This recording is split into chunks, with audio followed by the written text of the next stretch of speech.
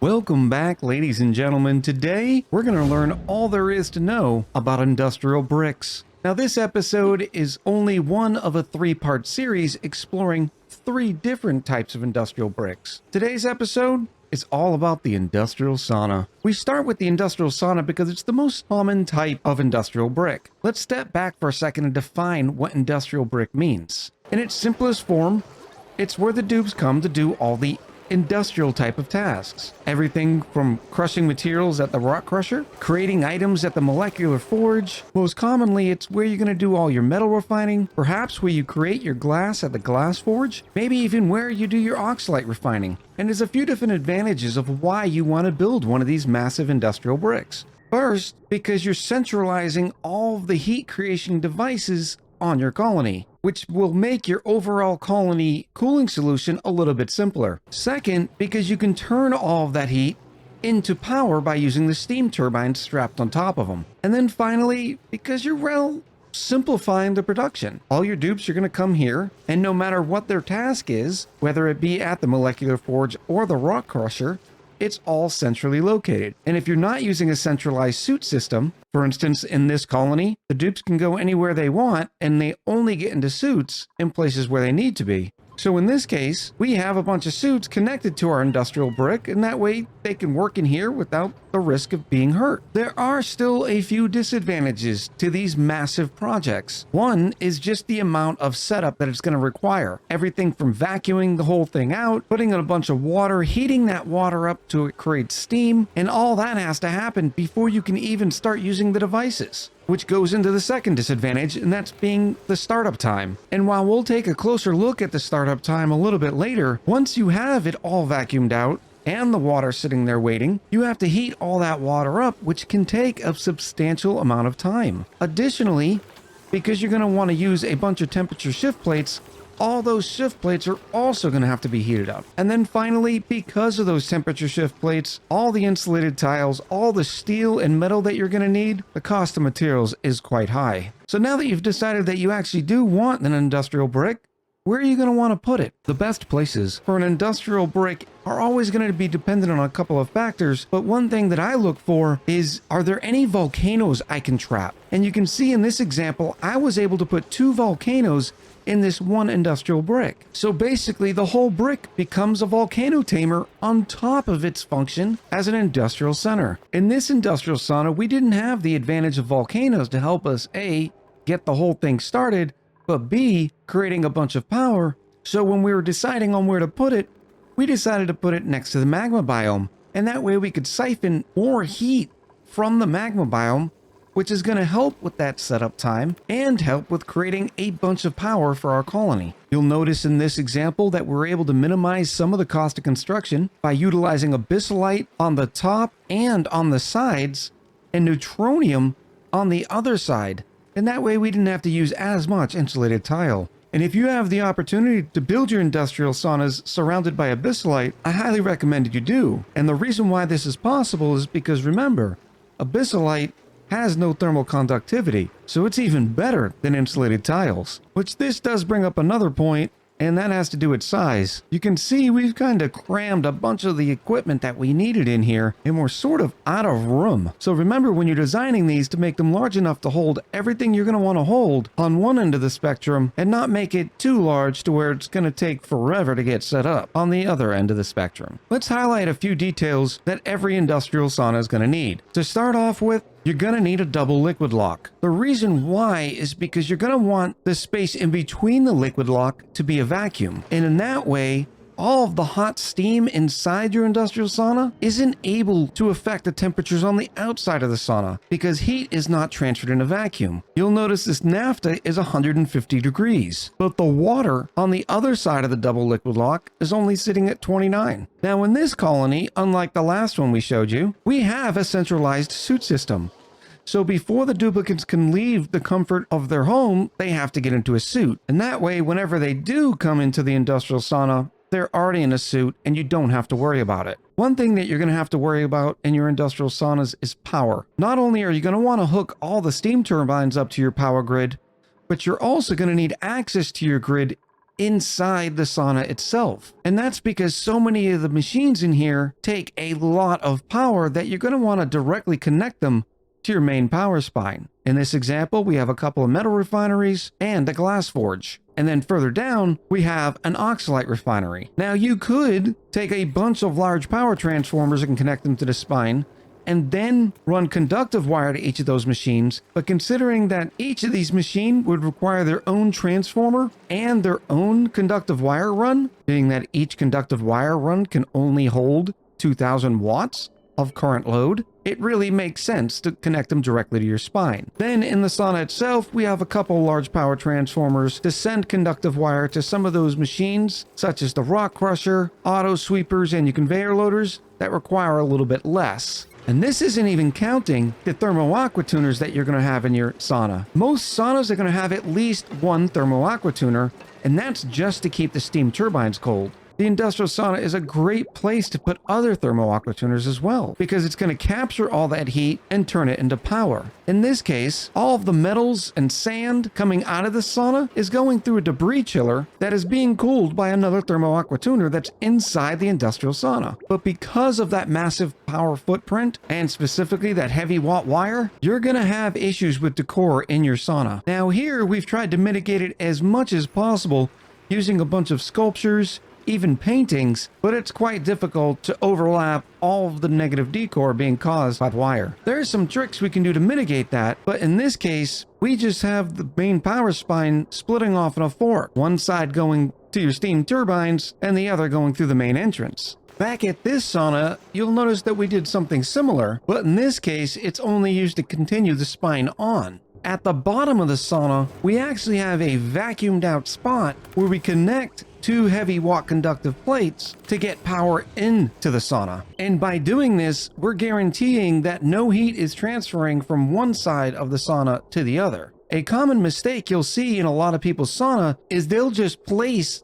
their heavy watt conductive plate on the insulated tile wall of the brick itself. And you can do that for sure, but you're going to be losing thermal efficiency for the thermals getting to the steam turbine, also on your cooling solution for the outside of the sauna, because you're going to be injecting heat from the sauna to outside of the brick. Just to make sure you're not doing that, open up your temperature overlay and make sure none of the hot spots are actually reaching outside of your sauna. Another good point to remember is your industrial saunas are not limited to power consumers. You can also put power producers. For instance, natural gas generators. Natural gas generators create 10,000 DTUs worth of heat every single second. So it makes perfect sense putting them inside the sauna to be able to further convert that heat again into power. Now, in the case of the natural gas generators, they produce polluted water. But because we're keeping this sauna so hot, the polluted water, as soon as it is released, turns right into steam. Additionally, don't be scared to put some smart batteries in here as well, because while they don't produce a lot of heat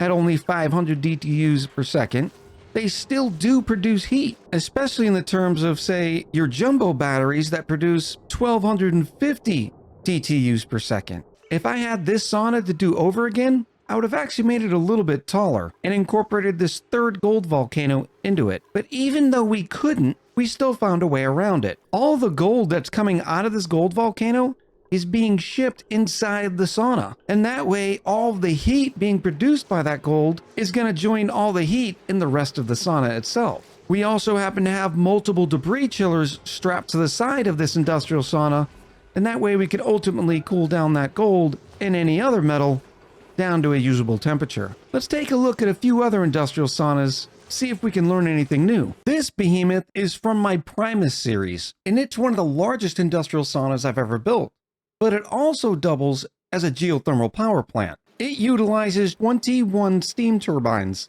and each of these steam turbines stays pretty active. We have a bunch of power generation here, from coal generators to natural gas generators. We were also lucky enough to have not one, not two, but 3 minor volcanoes. And if that wasn't enough power for us, we also put 2 geothermal spikes connected to the magma biome.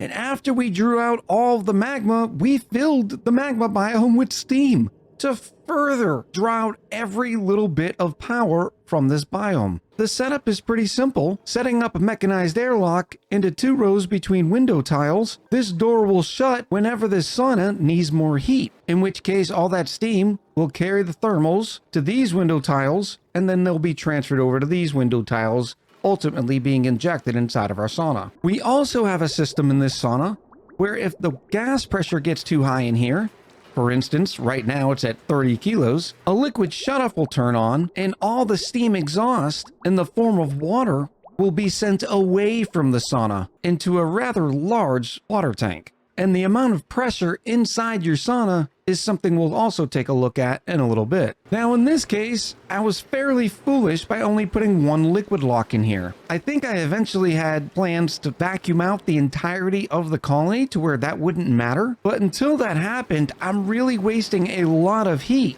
that could be further sent to the steam turbines. But as it stands, that petroleum's doing a great job of conducting the heat from the inside of the sauna to the outside of the sauna. You may have wondered, well, Echo, you have coal generators in here that produce carbon dioxide, as do the natural gas generators, although with the natural gas generators, you can send that carbon dioxide where you want. In this case, it didn't really matter because we were feeding all that carbon dioxide to molten slicksters. This industrial sauna is found in our Max Paradise series, but you'll notice there's no equipment in here, but there very easily could have been. But what's interesting about this sauna is that we're using it for a couple of other purposes. With the help of a magma dropper being supplied by this major volcano, we're able to inject heat into here and basically turn it into a water purifier. Because no matter what type of water comes in here, whether it be regular water, salt water, brine, or polluted water, it's all going to eventually turn into steam. And referring back to what I was telling you about with pressure, in this case, steam pressure, once it gets high enough, we can then take it and send it over into what I like to call a rain room. This area is being chilled and all that steam turns right into water where we then pump it out and put it back to use in our colony. Now this sauna did have a double liquid lock in the form of visco gel. Somehow or another, in the 2000 cycles that this colony was going, the first visco gel lock failed, letting all the steam in here, which of course means we're transferring temperatures from inside to the outside once again. And you might wonder, well, why didn't I put any of the industrial machines in here? Well, on this same colony, we had not 1, but 2 industrial saunas. This one was probably set up earlier in the series and was the primary industrial sauna before we created this device to gather more water. Notice it's sealed with the doubled liquid locks using crude oil on both sides. It also has the vacuum sealed heavy watt conductive joint plates to get the power spine inside the brick. It's equipped with 3 metal refineries and plenty of room to add even more. We even have a rare usage of the polymer press to create plastic. We must not have had any Drecos here. Now this colony was just absolutely ridiculous because not only did it have an industrial sauna as one of its bricks, it also had a dirty brick and a cold brick. We're going to be covering both the dirty brick and the cold brick in future episodes. This industrial sauna that I built specifically for this episode, you'll see is a little bit smaller and more contained. It's also being utilized as a cool steam vent tamer as well. And I wanted to highlight this sauna specifically because of the cool steam vent, just to show you that it doesn't have to be a volcano. Remember, your cool steam vent erupts at 110 degrees. Now this may cause the overall temperature in your sauna to be a little bit lower than what you'd want, because remember, your steam turbines aren't going to turn on until it hits 125 degrees. And the longer this cool steam vent is allowed to erupt inside this sauna, the more it's going to drive that temperature down to 110 degrees. Another difference in this sauna compared to others is notice that we didn't crisscross the temperature shift plates, rather we just put one giant pad full of plates. Typically, to save on materials, you're going to put them in a shape something like this. And that way you only need one temperature shift plate every other tile. But being I was doing this in debug mode, had infinite materials and instant build, I figured I'd show you how awesome this looks too. Which is a good note, because the more temperature shift plates you can put into your sauna, the better it's going to hold its temps. Because each one of these temperature shift plates is sort of a little thermal battery. This 800 kilos worth of igneous rock is holding 124.5 degree temperature. Some other notes on good industrial sauna building is don't have your temperature shift plates connected directly to the wall. The reason why is because these temperature shift plates will then take that heat and inject it into the insulated tiles. Not a huge difference because the insulated tile is still not going to really transfer those thermals out into the atmosphere, or at least in any sort of time period that you will notice, because remember, insulated tiles still do have thermal conductivity. It's just very, very small. But more so is you're actually just wasting the temperature by injecting it into the tile. And that heat would be better used to keep your sauna hot, driving the steam turbines more often. But because this cool steam vent is in the sauna, you may want to take into account of that increased steam pressure. Now, this sauna doesn't have anything that we have to be worried about because it doesn't have any gas vents injecting anything into it.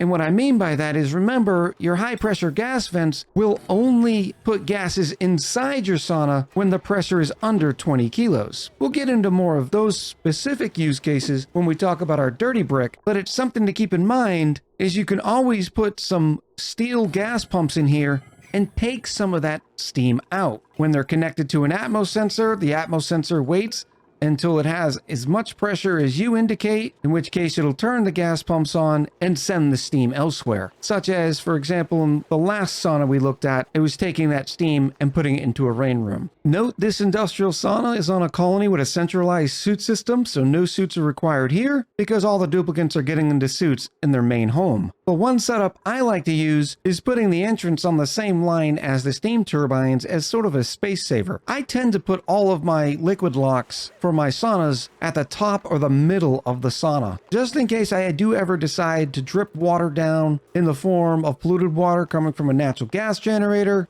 or anything else. I'm not worried about those liquids interacting with the liquid locks themselves. You'll notice the main power spine does not come through the entrance here. Rather, it goes through vacuum sealed joint plate locks at the top and the bottom of the sauna. A minor note is eventually you're going to want to put a molecular forge in your saunas. Molecular forges are 5 tiles high, so try to plan out where you're going to put that forge when you're constructing your sauna itself. The last industrial sauna we're going to be taking a look at is one from the community. My friend and yours, Nats, sent this colony over with the helps that we'd be able to help her with their industrial sauna implementation. And I thought this was a perfect opportunity to show you how you're going to get one of these started. First, let's take a look at everything Lady Nats did right. You see that we have the crisscross igneous rock temperature shift plates. This is a great way to make sure that all the temperature on the bottom of the sauna is staying somewhat in equilibrium with the top of the sauna. It also helps, as we said before, because each temperature shift plate acts as sort of a little mini thermal battery. Nats is using the vacuumed out interior here, and that way all of the heat from their sauna is not going to get to the outside of their colony. They're using naphtha on both sides of their lock. They didn't necessarily have to use naphtha, but they may not have had anything else that could withstand the high temperatures of the sauna available to them on the colony. Some other good calls is they have 5 steam turbines attached to this, and that is great because they are using the geothermal power to help drive some of the temperature into the industrial sauna. So this is really going to maximize how much power they're able to produce. Unfortunately, the geothermal power stake is not going to work, at least not very well, because the abyssalite is the only thing touching the metal tiles. And abyssalite, by definition, doesn't conduct any thermals. To correct this, all we need to do is either put another couple of metal tiles there, and that way we have a completed spine that does come in contact with the magma itself. Checking the automation wires, they did use steel. This is important because this will get so hot that other automation wires would melt, but the melting point of steel automation wire is up over 2400 degrees, so it's nothing we have to worry about. If I were designing this sauna, I would have preferred the geothermal stake to be down here for a couple of reasons. First, let's get that set up. There we go. That looks a little bit better to me. Now, the reason why we did this is twofold. Right now, Nats is having huge problems because there's no atmosphere inside this sauna. So everything's starting to overheat. This is that key that I was telling you about in the setup period. You can't be using things without already having an environment in here. So for that reason, if you are going to put large power transformers in here, disable them until you have an atmosphere. Let's get that cleaned up now. Now with them being disabled, they're not transferring electricity, so we don't have to worry about it. And because the power transformer is not conducting electricity, we don't have to worry too much about the smart batteries, because after they drain, they're not going to be getting any more power. A couple other things that they did that I really like is they put metal tiles up here. This way, the exhaust coming from the steam turbines is going to hit these metal tiles, creating the steam and cooling this area down. But let's think about that for a second. Where is the majority of our heat going to be coming into this sauna? Down here would be absolutely correct because it's connected to a magma biome. So in this case, we don't want these metal tiles up here. We actually want all that liquid exhaust coming from the steam turbines to come all the way down here so that water can be readily converted into steam while keeping this part warm. Yeah, we have a couple metal refineries up here that's really going to help keep this area warm, but 2 metal refineries even going max out isn't going to be any competition for this geothermal spike. I believe this liquid pump was just a holdover from the setup. They were draining a bunch of water, probably polluted water, in order to prevent it from off-gassing into the sauna. That way we were able to keep it a vacuum. And that is important because you don't want to start with other gases in here, otherwise you're going to be tripping up your steam turbines. On the steam turbines, notice they only have 2 steam turbines connected to 1 exhaust. You can go up to 3, but 2 is even better. As said before, I don't like the temperature shift plates touching the insulated tiles because we don't want them transferring any of their thermals into those tiles. That's nice and clean. And then finally down here, if you have access to it, I prefer not to use igneous rock and rather use something that has a little bit better thermal conductivity. We like igneous rock for the main part of the sauna because it's a cheaper material and it has a decent specific heat capacity, which means it can hold a lot of temperature. But for this position here, where we want to spread out the temperature coming in from those steel tiles as fast as possible, I'd prefer to use something like diamond. So we'll upgrade those there. Finally, we need to look at the geothermal spikes automation system. In this case, we have the thermosensor set on, if it is below 100 degrees here, open this door. We actually want that a lot higher. When the temperature comes in here, it's going to take a little bit for it to spread. So if we say, hey, shut that door when this is only 100 degrees, that means the steam up here isn't going to be any hotter than 100 degrees either. And considering we're using this for some secondary power generation, hence the reason we have the geothermal spike, we want to set this closer to, say, 140. We'll adjust it a little bit more once we get the whole system going, but I think that's a good starting point. Now to discuss why I like the geothermal spike down here. First, because it has a more centralized access to the entire magma biome, and it'll be drawing heat from not only above here, but also all of this here. And in effect, it'll just keep it drawing more temperature quicker for longer. The second reason is because this is going to be how we kickstart the entire industrial sauna. By having a geothermal spike, it really helps accelerate how long this is going to take. Without access to a volcano or a geothermal spike, you have to do creative things like using a glass forge and dropping some molten hot glass into water, or injecting steam from a cool steam vent or a steam vent directly into the sauna. But once again, it does take a little while because you can see these temperature shift plates are at 50, 60, and occasionally 80 degrees. Normally on a fresh build though, there'll be even lower temps than that. We're gonna go ahead and get rid of this liquid pump, no need for it anymore, and we'll recapture all this beautiful metal. Now, another good tip is you want to clean everything out. The reason why is because all this debris is going to take in temperature just like your temperature shift plates. So by sweeping it up, we're guaranteeing that all that heat is going to be going directly into the sauna itself. Now it's time to look for a source of water. I was thinking about just dropping some of this water in by deconstructing these tiles, but sadly there's polluted water in here, and because of that it would off-gas and just create a mess. So when in doubt, just grab some bottle emptiers. So we're going to grab whatever water and brine that we can find on the colony, enable the auto bottle, and get this thing going. You can see here by the existence of this bottle emptier here, that is exactly what they were trying to do with the previous geothermal stake. Now note, before this happens, we're actually going to make sure that this door stays open. We want a good bit of water to be in here before we shut the door. Otherwise, the little bit of water that's going to drop in here at a time is going to get superheated way too much. So we're going to say if it's below 9,000 degrees, keep that door open. So apparently these kilns have been going for quite some time without being in an atmosphere, and you can see that they're up over 1900 degrees. Lucky for us, the melting point of steel is at 2426. These are really going to help keep that temperature skyrocketed, at least for the time being. Once, of course, we fill this place up with an atmosphere. Now, if you really want to get motivated when you're building these, you can sort of estimate how much steam pressure you want to start off with. In this case, this room is, let's say, an estimate of maybe 600 tiles large. So we can use that amount of 600 tiles, and if we want 10 kilos worth of pressure,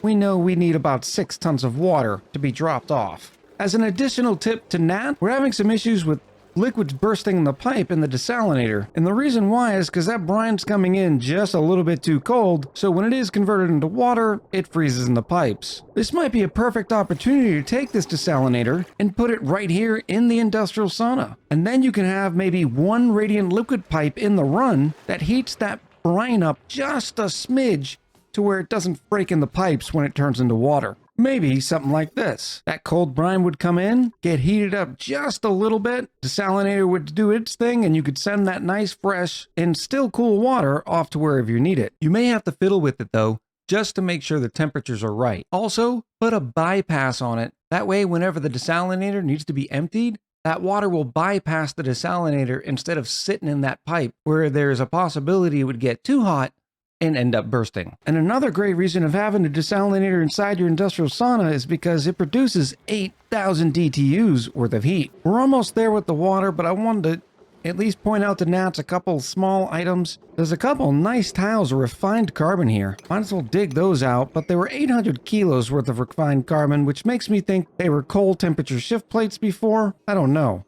But you'll notice that this abyssalite here is 400 degrees. That kind of lends me to believe that that is part of an abyssalite break.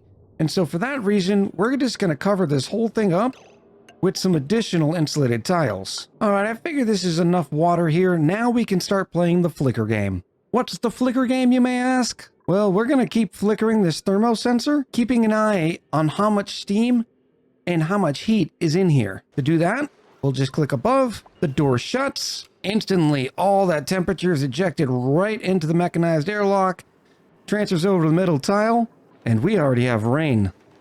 Now this process would normally take you probably 20-30 cycles using some other conventional methods, but by using geothermal power to kickstart your industrial sauna, you really help accelerate that time frame. We can see the steam is getting higher and higher in the sauna, and what's literally happening here is the steam gets high enough to where it's interacting with temperature shift plates that are cool, which is then condensing the steam into water, in which then we get rain that comes all the way back down. So it'll still take a little bit of time for all that temperature to transfer.